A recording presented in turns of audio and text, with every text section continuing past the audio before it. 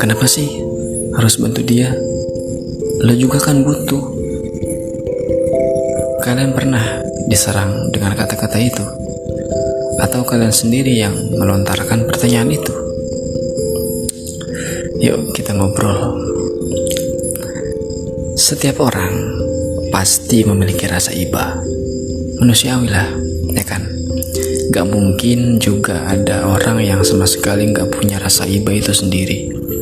Tapi terkadang rasa iba yang berlebihan bisa menimbulkan efek yang gak baik juga. Misalkan gak enak gua kalau nolak.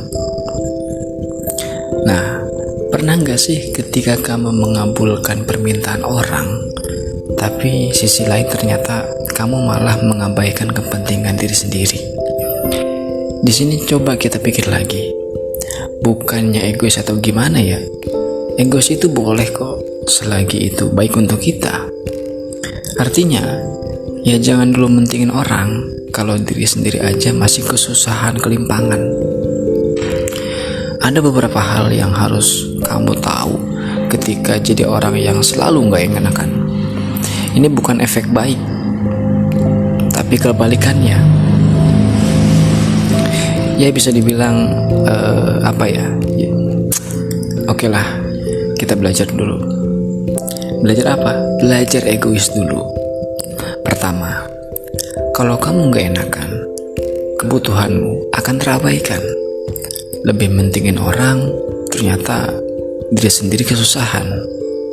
Kamu pernah mikir gak, ketika diri kita berada di posisi terendah, apakah mereka juga bakal ngasih effort yang sama ke kita seperti yang kita kasih ke mereka?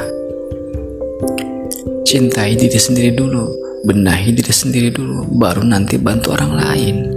Kalau kata orang mah ya ibda binafsik. Mulai dari diri sendiri dulu, jangan ngurusin orang. Terus kalau udah sering bahkan dikenal sebagai katakanlah pahlawan kesiangan di mata orang, sering bantu ini itu segala macam, ketika kamu lagi kesusahan, mengalami kesulitan, malah ngerasa gak enak minta tolong sama teman, gak enak minta tolong sama sahabat. Salah siapa? Salah diri sendiri juga. Kenapa gak mau minta tolong? Kenapa coba? Karena kita takut nyusahin orang. Nah itu juga yang orang lain lakukan. Apa? Nyusahin kamu doang. Yang ujung-ujungnya kamu malah rentan dimanfaatkan sama orang. Jadi orang bermanfaat itu memang harus, tapi jangan mau dimanfaatin. Ada pas butuhnya doang, giliran mau minta feedback malah dipunggungi, ya kan?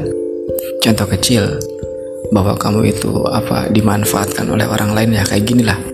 Misalkan kamu sering nolong orang sampai dicap sebagai orang baik. Ada beberapa orang yang memanfaatkan situasi ini, perlu kamu tahu itu. Tiba-tiba dengan pedenya dia datang ke kamu dan minta tolong bikinin ini itu dong, tolong bantuin tugasin dong. Padahal ya kan, sebelum itu gak pernah dia berinteraksi senyaman itu sama kamu. Padahal di luar dari kepentingan itu, di luar dari keperluan dia itu, dia gak pernah tuh kamu ajak ngobrol senyaman itu, ya kan? Terlebih lagi lawan jenis. Kalau soal hati kamu lemah, bisa-bisa kejebak dah tuh sama rasa yang tak sama. Kasihan juga kan? Kasihan siapa? Kasihan diri sendiri.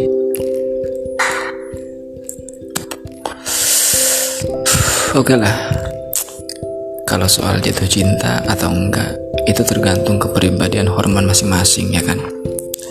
Mudah atau enggaknya jatuh cinta hanya karena perkara sepele aja. Balik lagi lah, ketika kamu gak enakan, coba pikir lagi, apa itu diri kamu yang sebenarnya atau bukan? Apa itu dilakukan tulus dari keinginan tanpa ada hal-hal yang ngeganjel? Kita jangan dulu ngomong ikhlas deh. Kalau ikhlas mah gak bakal ada perasaan ngeganjel. Kalau ikhlas mah gak bakalan ada kata ya udah deh gak apa-apa. Jadilah diri sendiri tanpa harus mementingkan pikiran orang ke kita. Jangan sampai sifat gak enakan kamu ini malah ngilangin diri kamu yang sebenarnya. Sulit loh memprioritaskan diri sendiri kalau terus-terusan ngikutin maunya orang lain. Akhirnya apa? Kamu bakal dianggap sebagai orang yang gak tegas. Misalkan kamu bikin rules atau aturan di kelas atau perkumpulan, organisasi segala macam. Kamu sebagai ketua harus ini itu dan menentukan keputusan. Ketika kamu rasa keputusan A itu baik, tapi ada beberapa orang anggota kamu yang gak setuju dan milih keputusan B. Padahal keputusan B itu gak terlalu baik juga dari keputusan yang A yang kamu pilih. Masa iya sih mau ngorbanin keputusan A yang dianggap baik cuma karena nggak enak nolak keputusan yang B?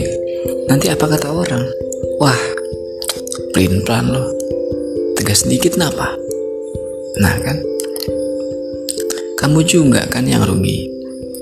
Kadang kita itu harus bisa egois, harus bisa nunjukin bahwa kebaikan itu nggak harus nurutin keinginan orang lain. Mulailah kebaikan dari diri sendiri untuk diri sendiri. Kemudian barulah sebarluaskan kebaikan itu untuk orang lain. Beresin dulu rumah sendiri, baru bantuin tetangga. Ibda binafsik tsumma biman ta'ul. Mulailah dari diri dirimu sendiri, kemudian barulah kepada orang-orang yang ada dalam tanggunganmu. Bisa ya?